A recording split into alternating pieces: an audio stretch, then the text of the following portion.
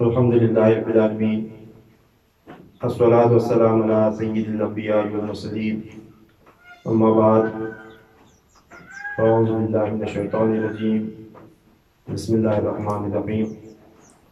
قال اللہ تبارک و تعالی فی القرآن المجید والفرقان الحمید،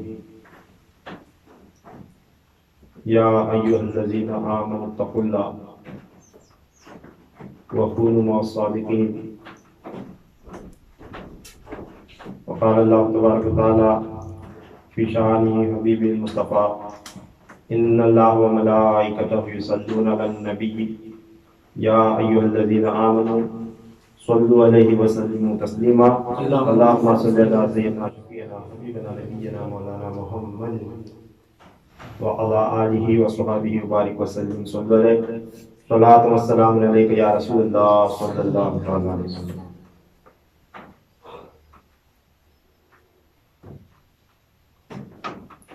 الحمدللہ، یہ مہینہ 11ویں شریف کا مہینہ ہے، یعنی ربیع الاخر کا، جسے ہم 11ویں شریف کے مہینے سے پہچانتے ہیں، کیونکہ اس مہینے میں ولیوں کے سردار پیران پیر روشن ضمیر غوث اعظم دستگیر رضی اللہ تعالیٰ عنہ کا عرس مبارک منایا جاتا ہے۔ تو مہینہ شروع ہو چکا ہے اور آج ربیع الاخر کی 7 تاریخ ہے۔ انشاءاللہ پیر کے روز مغرب کے بعد سے 11 تاریخ شروع ہوگی اور منگل کا دن 11ویں شریف کا دن ہوگا، چونکہ اس مہینے میں تمام عاشقان اولیاء پیران پیر رضی اللہ تعالیٰ عنہ کے عرس کا اہتمام کرتے ہیں اور 11ویں شریف اجتماعی طور پر بھی مناتے ہیں اور انفرادی طور پر گھروں میں بھی مناتے ہیں۔ تو پیران پیر رضی اللہ تعالیٰ عنہ کے حوالے سے جو اللہ تبارک تعالیٰ نے آپ کو جو شان عنایت فرمائی، آپ رضی اللہ تعالیٰ عنہ کے حوالے سے چند باتیں سنیں گے کہ اللہ تبارک تعالیٰ نے آپ کو کیسی شان بخشی ہے، کیسی فضیلت عنایت عطا فرمائی، کیا مقام و مرتبہ عنایت فرمایا۔ آپ رضی اللہ تعالیٰ عنہ کا مقام و مرتبہ اور آپ کی شان بالکل ویسی ہی نظر آتی ہے جیسی سرکار دو عالم صلی اللہ تعالیٰ علیہ وآلہ وسلم کی، یعنی حضور صلی اللہ تعالیٰ علیہ وسلم کے فیضان نبوت کا خاص فیض پیران پیر رضی اللہ تعالیٰ عنہ کو عنایت ہوا۔ جیسا فیض پیران پیر رضی اللہ تعالیٰ عنہ کو آقا علیہ الصلوۃ والسلام کے فیضان نبوت میں سے عنایت ہوا، سوائے پنجتن پاک کے بعد ویسا مقام مرتبہ کسی ولی کو عنایت نہیں ہوا، سوائے پنجتن پاک کے بعد، یعنی آقا علیہ السلام کی بعد جو ہے مولا کائنات سیدہ کائنات امام حسن امام حسین علیہ السلام علیہ مجمعین، ان چاروں کے بعد جو ہے جو فیضان و کرم، فضل و کرم، جو عنایت، جو عطا آقا علیہ السلام کے انوار و فیوزات میں سے، علوم میں سے، برکات میں سے، تمام ولیوں میں جو پیران پیر رضی اللہ تعالیٰ عنہ کو عنایت ہوئی، جو مقام مرتبہ عنایت ہوا، ویسا کسی کو عنایت نہیں ہوا۔ اب یہ سنتے ہیں خود سب سے پہلے اللہ تبارک تعالیٰ کی زبان، کیونکہ آپ کی پیشن گوئی کس طرح کن کن لوگوں نے سنائی ہے، یہ بیان جو ہے آج میں سنانے جا رہا ہوں، کیونکہ ہر سال پیران پیر رضی اللہ تعالیٰ عنہ کے حوالے سے ہم 11ویں شریف میں اس مبارک مہینے میں بیانات سنتے ہیں۔ تو آج اسی مضمون کو جو ہے آگے بڑھاتے ہوئے غالباً 2 یا 3 سال پہلے میں نے یہ تقریر سنائی تھی، مگر اس میں سے 1 یا 2 پیشن گوئیاں غالباً سنائی گئی تھی، اور آگے جو ہے نا اسی مضمون کو آگے بڑھاؤں گا اور وہیں سے آگے لے چلیں گے۔ جب سرکار دو عالم صلی اللہ تعالیٰ علیہ وآلہ وسلم نے اعلان نبوت فرمایا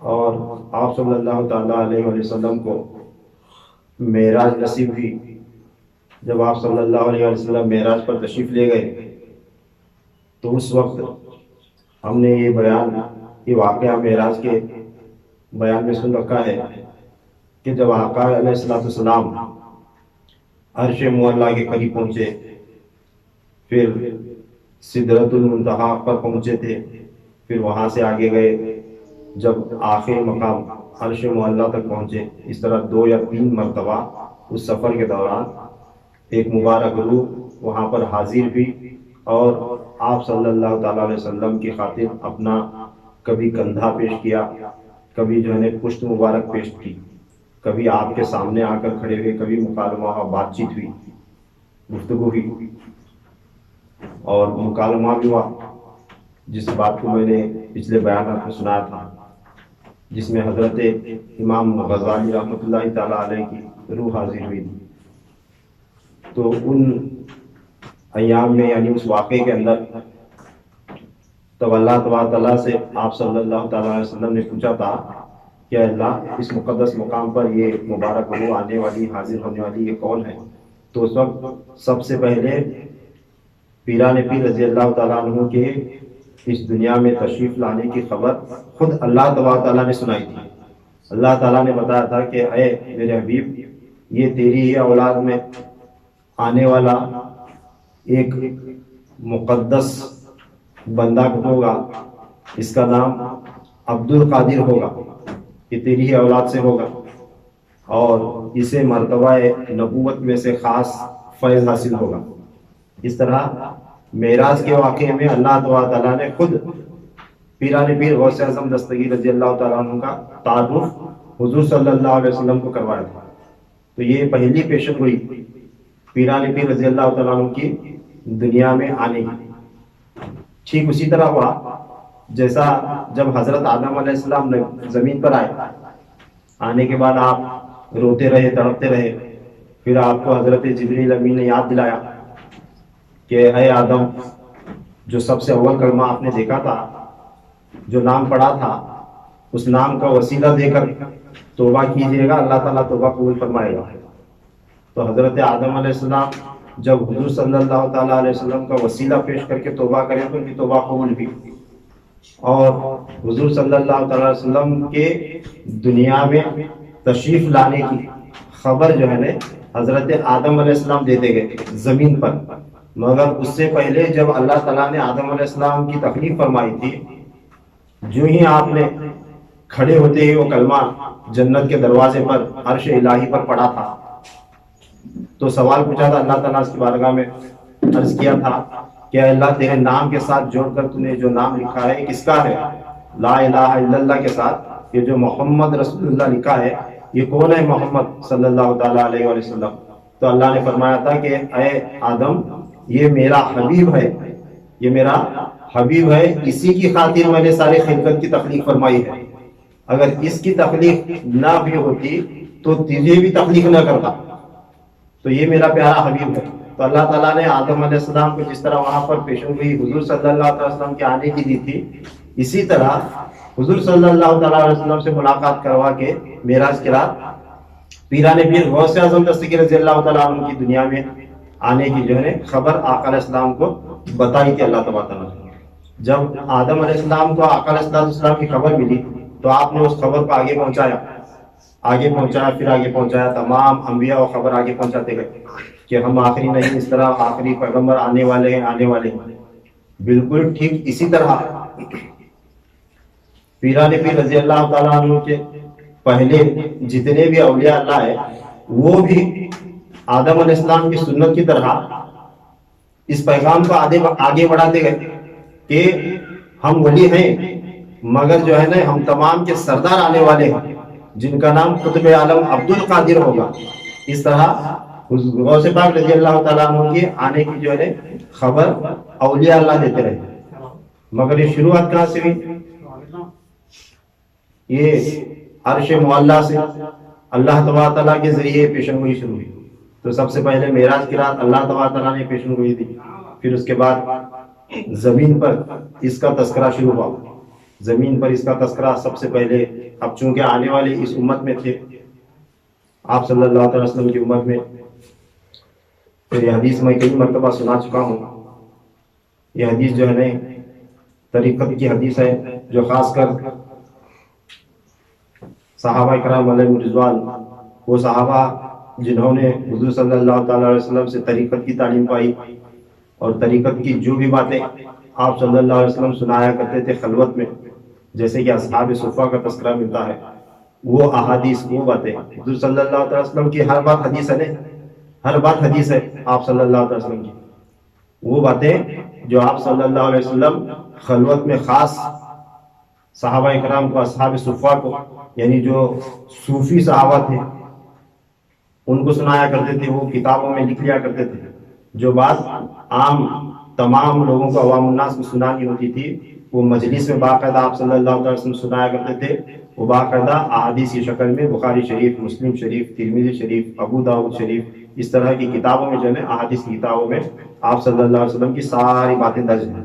اسے بولتے ہیں حدیث. مگر یہ شریعت کی جو عام تعلیم دی ہے آپ صلی اللہ علیہ وسلم، اسے احادیث شریعت کہا جاتا ہے. کیا؟ احادیث شریعت، جو تمام کے لیے ہے. باقاعدہ اس کی تخریج جو ہے نا محدثین نے باقاعدہ اس کی تحقیق کر کے تخریج کیا، اور ان احادیث کو جو ہے نا محفوظ کیا، وہ موجود ہیں. اسی طرح یہ جو احادیث ہے نا حدیث طریقت، یہ طریقت کی حدیثیں، اللہ تبارک تعالیٰ کی معرفت کی باتیں، یہ خاص راز کی باتیں، یہ حضور صلی اللہ علیہ وآلہ وسلم تمام عوام الناس کے سامنے بیان نہیں کرتے تھے. جو ان باتوں کو سمجھنے والا ہوتا تھا، جو صوفی بننے کے لائق ہوتا تھا، اسی کے سامنے یہ باتیں بیان کرتے تھے. تو اس کی شروعات اصحاب صفہ جن کے نام ہم لیتے ہیں، اور خاص کر یہ حدیث جو آج میں سنانے جا رہا ہوں، اس سے پہلے بھی یہ حدیث میں سنا چکا ہوں، اور غالباً یہ یوٹیوب پر جو ہے نا صحابہ کرام علیہم رضوان کی شان میں جو بیانات ہوئے ہیں اس کے اندر ہی موجود ہے. ایک بار سن لیں، پھر تازہ ہو جائے گا، ذہن صاف ہو جائے گا، اور ایمان مضبوط ہو جائے گا. 10 صحابہ کرام علیہم رضوان اس کے راوی ہیں. اس میں سب سے پہلے چاروں خلفائے راشدین ہیں، چاروں خلفائے راشدین، اور ان کے علاوہ حضرت انس بن مالک رضی اللہ تعالیٰ عنہ، انہیں ملا کر اور 5 صحابہ کرام اس حدیث کے راوی ہیں، روایت کرتے ہیں. اور یہ حدیث جو ہے طریقت کی ہے، خاص جو ہے اصحاب صفہ سے چلتے ہوئے، ان صحابہ سے چلتے ہوئے، ایک کے بعد دیگرے جو بندہ، جو صحابی، جو تابعی، جو تبع تابعین طریقت میں جڑے، تصوف کے میدان میں جنہوں نے قدم رکھا، جنہوں نے خانقاہی تعلیم پائی، ان تک یہ حدیث پہنچی ہے، یہ حدیث موجود ہے. تو اس حدیث کو لکھا ہے پیران پیر غوث اعظم دستگیر رضی اللہ تعالیٰ عنہ نے خود، اور اس حدیث کو لکھا ہے خود خواجہ غریب نواز رحمۃ اللہ تعالیٰ علیہ نے، اور امام اعظم ابو حنیفہ رضی اللہ تعالیٰ عنہ نے اپنے پرسنل ڈائری میں لکھا ہے، اور مجدد الف ثانی رضی اللہ تعالیٰ عنہ نے اس حدیث کو لکھا ہے. تو اس طرح کئی اولیاء اللہ ایک کے بعد دیگرے جو ہے اس حدیث کو روایت کیا. ایک بات یہ بھی بتاتا چلوں کہ جس طرح ظاہری شریعت کی احادیث باقاعدہ راوی کو دیکھ کر اس کی تحقیق کر کے وہ سند بنا کر ایک حدیث جو ہے لی گئی ہے بخاری شریف، مسلم شریف، ترمذی شریف میں وغیرہ، اسی طرح جو ہے ان احادیث کی بھی سندیں ہیں. یہ جو احادیث ہے طریقت کی، ان کی بھی باقاعدہ سند ہے. میں بات کیوں بتا رہا ہوں کہ میں بیان یوٹیوب پر ڈالوں گا، جو لوگ بھی اگر سنیں گے تو تاکہ ان کے یہ بات آگے سننے سے پہلے ان کے ذہن میں آ جائے کہ بات اس پر یقین کرنا چاہیے یا نہیں کرنا چاہیے. کیونکہ حدیث سنائے تو سب سے پہلے یہ پوچھا جاتا ہے کہ کون سی کتاب میں ہے، بخاری شریف میں ہے، مسلم شریف میں ہے، سیاسی تاریخ کون سی بھی حدیث میں ہے، صحیح حسن ہے، ضعیف ہے، یہ حدیث کا درجہ کیا ہے، یہ پوچھ کر جو ہے نا حدیث سنتے ہیں اور مانتے ہیں لوگ. مگر جو ہے نا یہ جو احادیث طریقت ہے اس کی بھی باقاعدہ الحمدللہ سند موجود ہے. اس کی سند کیا ہے؟ اس کی سند خود مولا کائنات علیہ السلام، اس کی سند امام حسن امام حسین علیہ السلام، پھر جو ہے نا ان سے جنہوں نے خلافت پائی امام حسن بصری رضی اللہ تعالیٰ عنہ، اس کی سند، خواجہ حذیفۃ المرشی رحمۃ اللہ تعالیٰ اس کی سند، حضرت سلطان ابراہیم بن ادھم اس کی سند، فضیل بن عیاض رضی اللہ عنہ اس کی سند.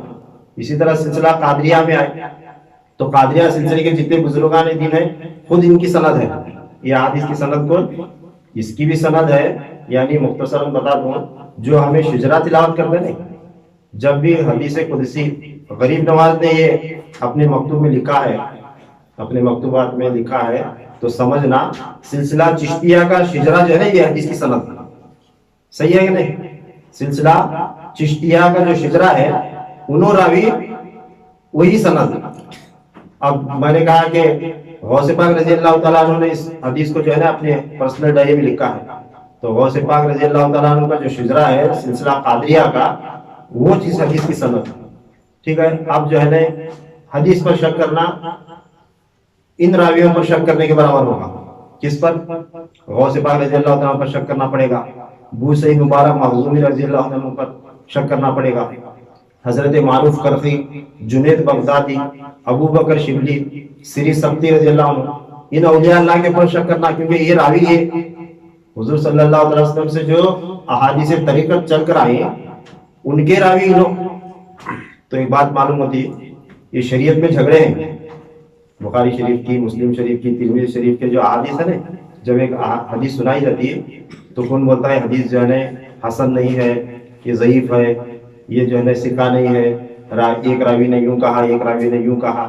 پھر جو ہے اس کو لکھنے والا، اس کو بیان کرنے والا وہ ایسا تھا ویسا تھا، ایک مسلک والا، ایک طبقے والا اس کے اوپر تنقید کرتا ہے حدیث کے اوپر. مگر یہاں تنقید کرنے والا کون کر سکتا ہے؟ غوث پاک رضی اللہ تعالیٰ عنہ پر تنقید کہ آپ نے اپنے بزرگان دین سے لی اور آگے بڑھایا، اپنے خلفاؤں کو دی. کون کر سکتا ہے صابر پاک رضی اللہ تعالیٰ عنہ پر تنقید؟ کون کر سکتا ہے خواجہ غریب نواز پر؟ تو آپ کو سمجھ میں آئے جو بات آگے سنانے جا رہا ہوں، یہ ان بزرگان دین نے لکھی ہے اور راوی ہے. تو خیر حدیث سنیں کہ ربیع الاول کا مہینہ تھا، 13 ربیع الاول کی تاریخ تھی، 10 ہجری کا زمانہ تھا، اور دن تھا جمعہ کا. جمعہ کے دن نماز عشاء کے بعد حضور اکرم صلی اللہ تعالی علیہ وآلہ وسلم اپنے ساتھ ان صحابہ اکرام کو لے کر، خاص 6 صحابہ اکرام کو لے کر، میں حدیث مختصر کر کے آگے بڑھوں گا کیونکہ یہ پہلے بیان ہو چکی ہے. یہ چاروں خلفائے راشدین، انس بن مالک رضی اللہ تعالیٰ عنہ اور حضرت عبدالعزیز مکی بن حارث رضی اللہ تعالیٰ عنہ، ان 6 صحابہ کرام کو آپ صلی اللہ علیہ وسلم لے کر مدینے سے باہر گئے اور ان کو خلافتیں عطا کی، اور جو ہے نا انہیں ایک ایک سلسلے کی نعمت اور خلافت سے نوازا، اور تاکید فرمائی کہ اس نعمت کو چھپا کر رکھنا، ان باتوں کو چھپا کر رکھنا، اسی کے سامنے بیان کرنا جو طالب مولا ہوگا، اسی کے سامنے بیان کرنا جو طالب مولا ہوگا، جو ان باتوں کو سمجھنے کی صلاحیت رکھتا ہوگا. تو اس طرح یہ باتیں، یہ احادیث جو ہے وہاں سے جو ہے چھپ چھپا کر آگے بڑھی. اس واسطے یہ بخاری شریف میں، مسلم شریف میں، ترمذی شریف میں نہیں آتی. اس کی وجہ یہ ہے، اس واسطے اسے حدیث طریقت کہا جاتا ہے.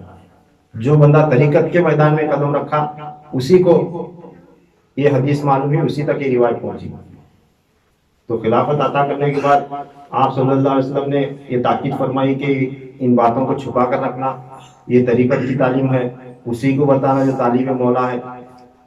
7 تھے 6 صحابہ کرام نعمت عطا کرنے کے بعد. تو حضرت ابو بکر صدیق رضی اللہ تعالیٰ عنہ نے اس وقت عرض کیا، یا رسول اللہ صلی اللہ تعالیٰ علیہ وسلم، اتنے صحابہ کرام میں اتنی بڑی تعداد سے صحابہ موجود ہیں، آپ آدھی رات کو، رات کے وقت عشاء کے بعد اتنے دور مدینہ سے لا کر صرف ہم 6 لوگوں کو یہ حدیث بتا کر کے، نعمت عطا کر کے، آپ جو ہے کہہ رہے ہیں کہ اسے چھپا کر رکھنا، کسی کے سامنے ظاہر نہیں کرنا. تو یا رسول اللہ یہ تعلیمات، یہ باتیں قیامت تک آگے کیسے بڑھیں گی؟ یہ علم طریقت کا آگے کیسے چلے گا؟ اس وقت حضور صلی اللہ تعالیٰ علیہ وسلم نے فرمایا کہ اے ابو بکر، مجھے خوب تحقیق ہے کہ اللہ تعالیٰ نے جس وقت عالم ارواح میں تمام ارواحوں کو کھڑا کیا تھا، اس وقت صف اول میں سے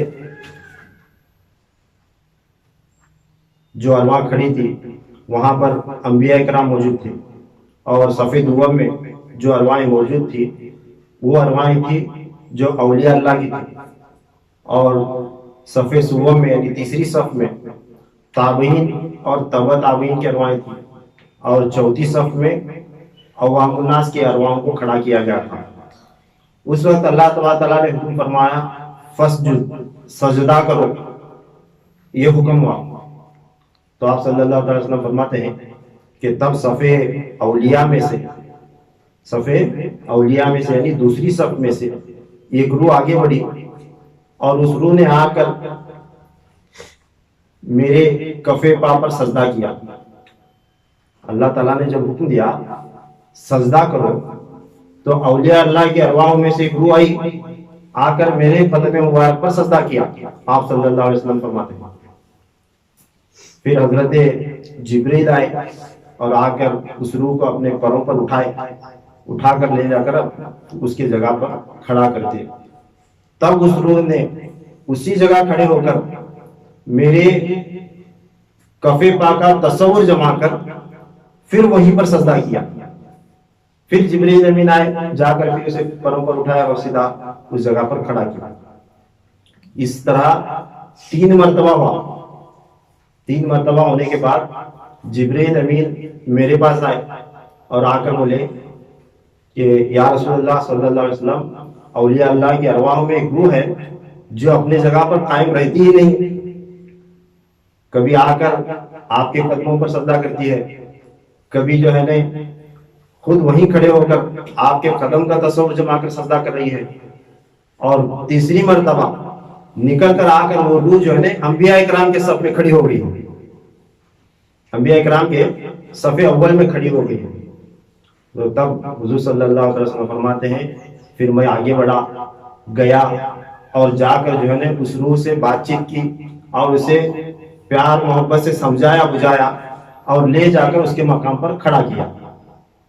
تو حضرت عمر فاروق رضی اللہ تعالیٰ نے پوچھا کہ یا رسول اللہ وہ روح کون روح ہوگی، کس کی روح؟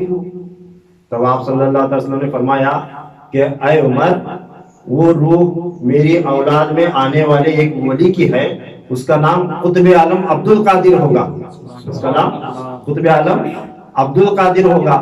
اس نے میرے قدم مبارک پر سجدہ کیا، میرے قدم مبارک کا تصور جما کر سجدہ کیا۔ یہ راز سوائے عارفوں کے کسی کے سمجھ میں نہیں آئے گا۔ کیا بولے حضور صلی اللہ علیہ وسلم؟ اللہ تعالیٰ نے سجدہ کرو کا حکم دیا تھا تو روح سجدہ کری، کسے سجدہ کرنا تھا؟ سجدہ کسے کرنا تھا؟ اللہ تبارک تعالیٰ کو کرنا تھا نا سجدہ، مگر وہ روح کیا کری وہاں کھڑے ہو کر؟ حضور صلی اللہ علیہ وسلم کے قدموں میں جا کر لی۔ پھر جب اٹھایا گیا تو وہیں کھڑے کھڑے آپ صلی اللہ علیہ وسلم کے قدم مبارک کا تصور کر کے سجدہ کری۔ پھر تیسری مرتبہ جا کر انبیاء علیہ السلام کے صفوں میں کھڑی ہو گئی۔ تو آپ صلی اللہ علیہ وسلم گئے، جا کر فرماتے ہیں میں نے سمجھایا کہ اے عبد القادر، اللہ تعالیٰ کا ایک نظام ہے، اللہ تعالیٰ نے پہلی صف میں انبیاء کو، دوسری صف میں اولیاء کو کھڑا تو کیا ہے، مگر اے عبد القادر مجھے معلوم ہے تم اپنے مقام مرتبے کو پہچان چکے ہو، تم اپنے مقام مرتبے کو پہچان چکے ہو، مگر تمہارا مرتبہ ان انبیاء کے برابر ہے بے شک، مگر تمہیں اولیاء اللہ میں بھیجا جانے والا ہے، میری امت کے اولیاء اللہ میں۔ مرتبے میں غوث پاک رضی اللہ تعالیٰ عنہ کا روحانی مرتبہ وہ انبیاء کا الگ، مگر غوث پاک رضی اللہ تعالیٰ عنہ کا مقام مرتبہ ان بنی اسرائیل کے انبیاء کے برابر ہی تھا، ان انبیاء کے برابر ہی تھا۔ وہ روشن ہو چکا، کیسے روشن ہوا؟ وہ اسی فیض سے ہوا جس فیض سے جو ہے نا اللہ تعالیٰ نے تمام امت کو یعنی تمام مخلوقات کو اپنی نعمتیں تقسیم فرمائی۔ وہ کیا فیض تھا؟ حضور صلی اللہ علیہ وسلم کے مقام مرتبے کو پہچان کر آپ آقا علیہ السلام کی معرفت حاصل کر کے جا کے ان کے قدموں میں گرے تھے، معلوم غوث پاک رضی اللہ تعالیٰ کی جو روح مبارک جو ہے جا کر آقا علیہ السلام کے قدموں میں جو سجدہ کی تھی، آقا نے فرمایا کہ یہ راز ہے سوائے عارفوں کے کسی کے سمجھ میں نہیں آئے گا. وہ راز جو ہے غوث پاک رضی اللہ تعالیٰ کو اسی وقت عطا ہو چکا تھا عالم ارواح کے اندر. تو اس واسطے وہ روح جا کر جو ہے آقا علیہ السلام کے قدموں پر سجدہ رہی. اسی واسطے ان تمام اولیاء اللہ کے صفوں میں شہنشاہ ولایت غوث پاک رضی اللہ تعالیٰ کو اللہ نے بنایا. تو ادب احترام اور آقا علیہ السلام کی معرفت حاصل کرنے کا جو ہے یہ تحفہ ہے اولیاء اللہ کو جو عطا ہوتا ہے. جس ولی نے جتنی معرفت آپ صلی اللہ علیہ وسلم کی پائی وہ اتنا بڑا ولی بنا. یہ قانون ہے قیامت تک اسی طرح رہے گا. پہچاننا جو ہے آپ صلی اللہ علیہ وسلم کی معرفت، ان کی مقام مرتبے کو جو بندہ پہچانتا تو اللہ تعالیٰ اسے ولایت کے زمرے میں داخل کرتا ہے اولیاء اللہ میں. تو خیر غوث پاک رضی اللہ تعالیٰ عنہ کا نام لے کر حضور صلی اللہ علیہ وسلم نے ارشاد فرمایا. تو یہ بیان جو ہے یوٹیوب پر موجود ہے، پورا خلاصے سے جتنی باتیں اس میں لائی گئی تھی اتنے میں بیان کیا. اگر پورا سننا ہے تو یہ بیان یوٹیوب پر موجود ہے، سنو، اس میں کافی نکات ہیں. یہ حدیث اور یہ پیران پیر رضی اللہ تعالیٰ کا تذکرہ یہ ایسا ہے، اگر ساری زندگی بھی بیان کرتے رہے نا ایک حدیث، یہ ایک ہی حدیث، تو یہ کبھی ختم نہیں ہوگا. تو پھر جو ہے اسی حدیث کے اندر حضرت صابر پاک رضی اللہ تعالیٰ عنہ کا بھی تذکرہ ہے. تو پھر صفیہ اولیاء اللہ میں سے جو ہے دوسری روح اٹھی اور اس نے کیا کیا، اور وہ کس کی روح تھی؟ وہ صابر پاک رضی اللہ تعالیٰ کی روح مبارک تھی. تذکرہ ہے، چونکہ آج مضمون غوث پاک رضی اللہ تعالیٰ کے حوالے سے بیان ہو رہا ہے تو یوٹیوب پر بیان موجود ہے، سنو، وہ پورا تفصیل کے ساتھ معلوم ہو جائے گا. تو سب سے پہلے پیشن گوئی غوث پاک رضی اللہ تعالیٰ عنہ کی دنیا میں آنے کی کس نے دی؟ اللہ تعالیٰ نے دی. پھر اس کے بعد حضور صلی اللہ تعالیٰ علیہ وسلم اپنے صحابہ اکرام کے سامنے غوث پاک رضی اللہ تعالیٰ عنہ کا نام لے کر بتائے کہ عبد القادر نامی ایک بچہ میرے خاندان میں آئے گا، وہ قطب عالم ہوگا، تمام ولیوں کا سردار ہوگا. عالم ارواح میں اس طرح کا معاملہ پیش آیا، اس نے یہ عمل کیا تھا، اللہ نے اسے ولیوں کا شہنشاہ بنایا. اس طرح کی اور کئی باتیں جو ہے آپ کی شان میں ہیں. خیر پیشن گوئی کے حوالے سے بات چل رہی، تو پیشن گوئی دوسری حضور صلی اللہ علیہ وسلم نے نام لے کر اپنے صحابہ کے سامنے غوث پاک رضی اللہ تعالیٰ عنہ کا مقام مرتبہ بتایا. پھر اس کے بعد حضرت مولا کائنات مولا مشکل کشا علی کرم اللہ تعالیٰ عنہ کریم آپ نے بھی پیشن گوئی دی. پیران پیر رضی اللہ تعالیٰ عنہ کے والد ماجد حضرت سید ابو صالح موسیٰ جنگی دوست رحمۃ اللہ تعالیٰ علیہ فرماتے ہیں کہ میرا فرزند عبد القادر ابھی بطن مادر میں تھا، ماں کے شکم میں تھا. اس کی ولادت سے 5 مہینے پہلے ربیع الآخر کی 3 تاریخ تھی. ربیع الآخر کی 3 تاریخ تھی، 471 ہجری کا زمانہ تھا. میں نے عالم مثال میں دیکھا کہ جناب مولا کائنات مولا مشکل کشا علی کرم اللہ تعالیٰ عنہ کریم بکمال مسرت فرماتے ہیں، یعنی فرما رہے ہیں غوث پاک رضی اللہ تعالیٰ کے ابا جان بول رہے ہیں ابھی میرا بیٹا ماں کے شکم میں تھا، ان کے پیدا ہونے سے پہلے عالم مثال میں یوں سمجھ لے کہ خواب میں دیکھا کہ مولا کائنات تشریف لائے اور مسکراتے ہوئے آئی بکمال مسرت، بڑی خوشی مسرت کے ساتھ مسکراتے ہوئے آئے اور فرما رہے ہیں کہ ابو صالح ایک فرزند تیرے یہاں تولد ہوگا، تیرے گھر میں ان قریب ایک بیٹا پیدا ہوگا، اس کا نام عبد القادر رکھنا. اس کو سرکار دو عالم صلی اللہ تعالی وسلم کی طرف سے لقب محی الدین کا عطا ہوا ہے. پیدا ہونے سے پہلے لقب عطا ہو چکا تھا. کیا؟ محی الدین کا لقب عطا ہوا ہے. وہ دین احمدی کو زندہ کرے گا. کیا بولے؟ وہ حضور صلی اللہ علیہ وسلم کے دین کو زندہ کرے گا، اسی واسطے اس کا نام، اسے لقب محی الدین یعنی دین کو زندہ کرنے والا، یہ لقب اسے عطا ہوا ہے. 560 ہجری میں اللہ تعالیٰ اپنے فضل و کرم سے اسے عرب کا شہنشاہ بنائے گا. 560 ہجری میں پیدا ہونے سے پہلے غوث پاک رضی اللہ تعالیٰ عنہ کی ان کا مقام مرتبہ کون بتا رہے؟ مولا کائنات آپ بتا رہے ہیں ان کے والد ماجد. اور اس واقعے کو جو بھی باتیں سن رہا ہے مجھ سے، اس کو قلم بند کرنا. جب وہ 15 سال کی عمر میں قدم رکھے گا تو یہ روایت اس تک پہنچا دی جائے گی. یہ مولا کائنات پیشن گوئی دے کر چلے گئے. پھر اس کے بعد اگلی پیشن گوئی حضرت امام جعفر صادق کشف العالمین علیہ السلام فرماتے ہیں کہ 140 ہجری کا زمانہ آیا. دیکھیں ٹھیک اسی طرح جو ہے یہ بزرگان دین غوث پاک رضی اللہ تعالیٰ عنہ کے بارے میں جانے، پیشن گوئی دے، اور بزرگان دین کے ذریعے جو ہے نا یہ ان کی پیشن گوئی آگے بڑھتی رہی. حضور صلی اللہ علیہ وسلم سے جن صحابہ کرام نے سنا تھا وہ اپنی مکتوبات میں جو ہے نا اس حدیث کو تخریج کرتے گئے.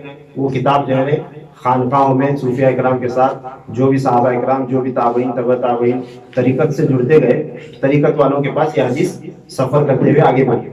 امام جعفر صادق علیہ السلام فرماتے ہیں کہ 140 ہجری کا زمانہ تھا، میں تلاوت درود شریف وہبی میں مشغول تھا، اور رجب کا مہینہ تھا، 11 تاریخ تھی، جمعہ کی جو ہے نا وہ رات تھی.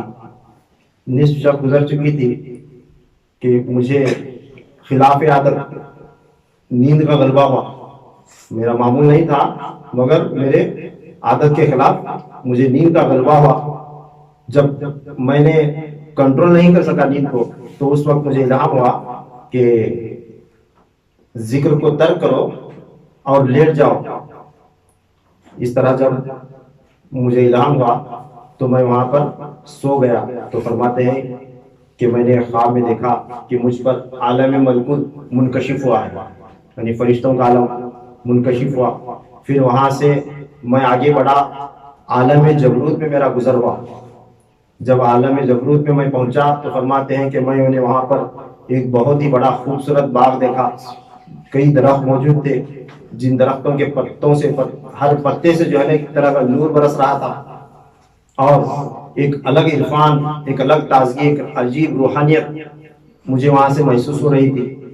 اور وہاں پر ملائکہ اپنے اپنے محلات میں صف در صف کھڑے تھے اور تسبیح میں مشغول تھے.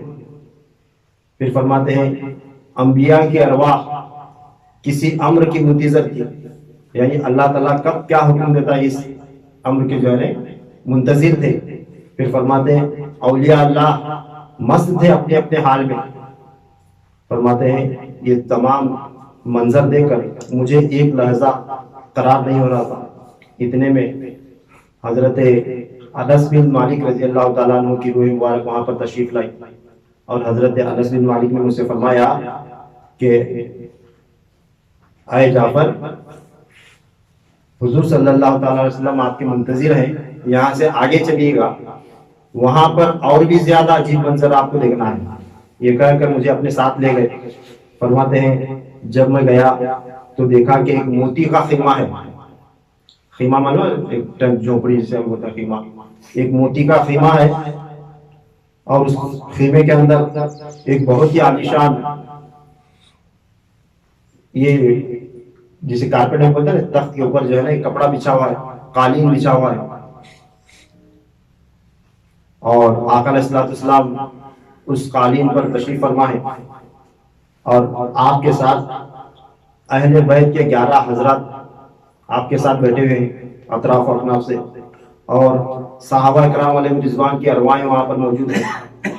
فرماتے ہیں مجھے دیکھ کر آپ صلی اللہ تعالی وسلم نے فرمایا کہ اے فرزند، 3 روز کے بعد تو بھی ہمارے پاس آ جائے گا. یعنی ان کے وصال فرما جانے کی پیشن گوئی آپ صلی اللہ علیہ وسلم نے بتائی. کسے؟ امام جعفر صادق علیہ السلام کو. 3 روز کے بعد تو بھی ہمارے پاس آ جائے گا، مگر جو بھی یہ معائنہ ہو رہا ہے اسے قلم بند کر کے آنا، عالم ناسوت میں اسے لکھ کر رکھ کے آنا. پھر فرماتے ہیں امام جعفر صادق علیہ السلام، جب میں نے بیٹھنے کا قصد کیا تو آپ صلی اللہ علیہ وسلم نے مجھے قریب بلایا اور اپنے تخت کے قریب بٹھایا. جب وہاں میں بیٹھ گیا تو فرماتے ہیں کہ 2 مقدس ارواحیں آگے پیچھے ہوتے ہوئے آقا علیہ السلام کے قریب آئی. فرماتے ہیں پہلی جو روح آئی وہ سفید تھی، سفید منور روح تھی. اس روح کو آپ صلی اللہ علیہ وسلم نے اپنے قریب لیا اور اپنی سیدھی جانب مانڈی کے اوپر سیدھے زانوں پر اسے بٹھایا.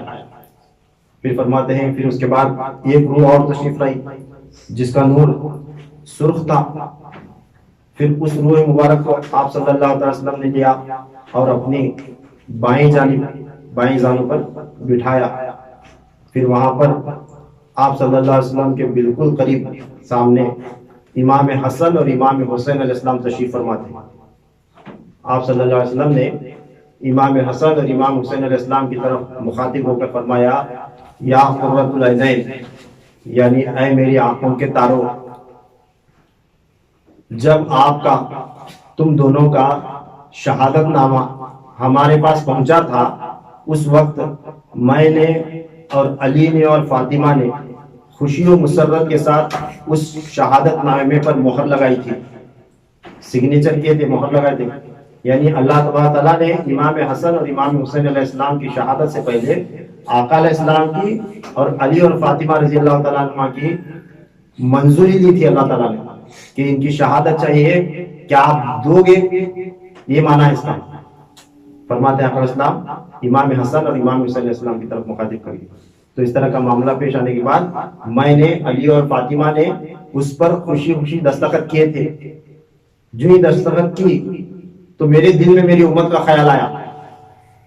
آپ صلی اللہ علیہ وسلم نے فرمایا، آپ صلی اللہ علیہ وسلم فرما رہے ہیں میرے دل میں میری امت کا خیال آیا کہ میرے ان دونوں بیٹوں سے یہ طریقت کی تعلیم آگے بڑھنی ہے، یہ دین آگے پہنچنا ہے، تو اب جو ہے نا میرے دین کا کیا ہوگا. تو جو ہی یہ خیال آیا تو اس وقت جبریل امین علیہ السلام تشریف لائے، آ کر فرماتے ہیں کہ یا رسول اللہ صلی اللہ علیہ وسلم، آپ اپنے دین کی ہرگز فکر نہ کریں، غم زدہ نہ ہو. اللہ تعالیٰ فرماتا ہے کہ تمہارے ان دو بیٹوں کے بدلے میں، حسن حسین کے بدلے میں، دو ولی ایسے پیدا کروں گا جن سے یہ دین قیامت تک روشن رہے گا اور قیامت تک اس کا فروغ ہوتا رہے گا. فرماتے ہیں امام جعفر صادق علیہ السلام نے لکھا ہے کہ آپ اتنا جملہ عرض کر کے آپ صلی اللہ علیہ وسلم نے ارشاد فرمایا کہ یہ جو میری سیدھی جانب جو روح بیٹی ہے یہ قطب عالم عبد القادر جیلانی کی ہے، یہ عبد القادر جیلانی کی ہے. اللہ تعالیٰ اسے تمام اولیاء اللہ کا جو ہے قطب بنائے گا، شہنشاہ ولایت عطا کرے گا اور میرے فیضان نبوت میں سے اسے حصہ عطا کرے گا. اور یہ جو بائیں جانب جو روح بیٹی ہے یہ مخدوم علاء الدین علی احمد صابر کی ہے. اس کی مخدوم علاء الدین علی احمد صابر کی ہے. اسے مرتبہ فنا فی الرسول کا ہوگا، فنا فی الرسول کا مرتبہ عطا ہوگا. اللہ تعالیٰ ان دونوں کے ذریعے دین کو بلند بھی کرے گا، فروغ بھی عطا کرے گا اور دین کو قیامت تک زندہ بھی رکھے گا. تو امام جعفر صادق علیہ السلام اتنی پیشن گوئی جو ہے اپنی کتاب میں درج کر کے رکھے، پھر اس کے بعد آپ صلی اللہ علیہ وسلم کے فرمان کے مطابق ان کا وصال ہوا. تو خیر یہ 11ویں شریف کا مہینہ ہے. اسی طرح پیران پیر رضی اللہ تعالیٰ عنہ کی ولادت کی، ان کے آنے کی خبر انہی مکتوبات سے لے کر پڑھ کے آج ہمیں پڑھا نا امام جعفر صادق علیہ السلام کی پیشن گوئی جو انہوں نے لکھے. اس کے بعد امام موسیٰ کاظم، امام علی رضا، امام محمد تقی، امام علی نقی، امام حسن عسکری علیہ السلام اور ان کے زمانے کے امام اور اولیاء اللہ جو خاص طریقت سے جڑے رہے، ان لوگوں نے جو ہے نا جس تک یہ پہنچی انہوں اپنے مریدوں کو، اپنے شاگردوں کو، اپنے خلفاؤں کو جو ہے نا پیران پیر رضی اللہ تعالیٰ کا تذکرہ سناتے رہے کہ اس طرح کے ولی آنے والے، اس طرح کے ولی آنے والے، اس طرح کے ولی آنے والے. جیسا کہ جنید بغدادی رحمۃ اللہ تعالیٰ علیہ کا واقعہ مشہور معروف ہے. آپ نے پیران پیر رضی اللہ تعالیٰ کے آنے سے پہلے ہی منبر پر بیٹھ کر گردن جھکا کر فرمایا تھا کہ میری گردن پر آپ کا قدم مبارک قبول ہے. تو اچانک جمعہ کے ایسا معاملہ کیے تو سامنے بیٹھے تھے لوگ، پوچھے کہ کیا ماجرا ہے. تو تب جنید بغدادی رحمۃ اللہ تعالیٰ نے بیان فرمایا تھا کہ اس طرح کے ولی آئیں گے، وہ اعلان کریں گے کہ قدم حاضی علی رحمت کل ولی اللہ، میرا ایک قدم ہر ولی کے گردن پر ہے. تو میں نے ابھی سے اسی وقت ان کے آنے سے پہلے ان کا قدم میری گردن پر میں نے قبول کیا. تو یہ جنید بغدادی رحمۃ اللہ تعالیٰ، اس طرح کئی اولیاء کرام آپ کا تذکرہ سناتے ہیں. تو الحمدللہ اس مبارک مہینے میں پہنچ چکے ہیں جس مہینے میں پیران پیر رضی اللہ تعالیٰ عنہ کی 11ویں شریف منائی جاتی ہے. تو آنے والے اس منگل کو بھری 11ویں کا دن گزرے گا 15 تاریخ کو. تو 16 تاریخ کو ہم ہر سال کی طرح یہاں پر خانقاہ میں جو ہے 11ویں کا پروگرام رکھنے کا ارادہ کیے ہے. تو انشاءاللہ تعالیٰ ہر سال جس طرح ہم سب لوگ مل کر اس پروگرام کو جو ہے کامیاب تک پہنچاتے ہیں، اسی طرح میری گزارش ہے سب لوگ جو ہے اس میں اپنا حصہ بھی لو اور اس کے واسطے جو ہے اپنا وقت بھی نکالو اور اس دن ایک دن پہلے ایک دن بعد میں جو ہے نا کام بہت رہتا ہے، تیاری کرنی ہوتی ہے. اس میں جو ہے نا اپنا وقت بھی، اپنا مال بھی، اپنی جو ہے نا محنت بھی اس میں صرف کرنے کی کوشش کرو، کیونکہ اللہ تبارک تعالیٰ اس عمل کو ضائع جانے نہیں دیتا. کیونکہ میں بار بار بتا چکا ہوں کہ 2 عمل ایسے ہیں جو کبھی رد نہیں ہوتے. 2 عمل ایسے ہیں جو اللہ تعالیٰ کبھی رد نہیں کرتا. کیا ہے؟ کہ ایک درود و سلام کبھی رد ہوتا ہی نہیں. اس کے بعد ہے ایک فاتحہ خوانی، جو اولیاء اللہ کے اوپر جو فاتحہ خوانی کی جاتی ہے، لنگر کھایا اور کھلایا جاتا ہے، یہ کبھی رد نہیں ہوتا. ایصال ثواب جو ہے نا اللہ تعالیٰ رد نہیں کرتا، کیونکہ وہ عمل ہمارے واسطے ہے ہی نہیں. وہ عمل ہمارے واسطے نہیں ہے. درود و سلام ہم پڑھتے ہیں آپ صلی اللہ تعالیٰ علیہ وسلم پر، اور یہ ایصال ثواب ہم جب بھی کریں کسی کے بھی نام پر کریں، کسی ولی کے نام پر کریں، ماں باپ کے نام پر کریں، مرحومین کے نام پر کریں، اللہ تعالیٰ کچھ نہ کچھ اجر اس کا مرحومین کو عطا کرتا ہے، کیونکہ وہ عمل ہمارے واسطے ہے ہی نہیں، اس سے رد ہوتا ہی نہیں. یہ اس میں شریک ہونا بھی عبادت، اس میں محنت کرنا بھی عبادت، اس میں خرچ کرنا بھی عبادت. ٹھیک ہے نا؟ تو ولیوں کے شہنشاہ کے واسطے جو ہم محنت کریں گے تو وہ کتنی مقبول ہوگی. پیران پیر رضی اللہ تعالیٰ عنہ بے شک بلا شک و شبہ اس کا اجر، یہ احسان اپنے اوپر رکھیں گے نہیں، ہمیں دنیا میں بھی عطا کریں گے اور آخرت میں بھی عطا کریں گے انشاءاللہ تعالیٰ. اس واسطے موسم جو ہے بارش کا ہے، کافی جو ہے یہاں تیاریاں کرنے کا ہے، صاف صفائی کرنے کا ہے. بدھ کے دن جو ہے نا وہ پروگرام رکھا گیا ہے. انشاءاللہ اتوار کے دن ہو سکے تو آ کر جو ہے نا سب ذرا محنت کر کے جو ہے نا یہاں پاک صاف کریں گے، باہر کے لوگ آتے ہیں اس واسطے. اور منگل کے دن صبح سے پروگرام ہوگا انشاءاللہ. بدھ کے روز صبح سے وہ 11ویں شریف کا پروگرام ہوگا، پرچم کشائی ہوگی، اور انشاءاللہ تعالیٰ ہر سال ہمیں جو ہے نا وہ نشان مبارک کو جو ہے نا پینٹ وغیرہ لگا کے جو ہے نا اسے سجاتے ہیں.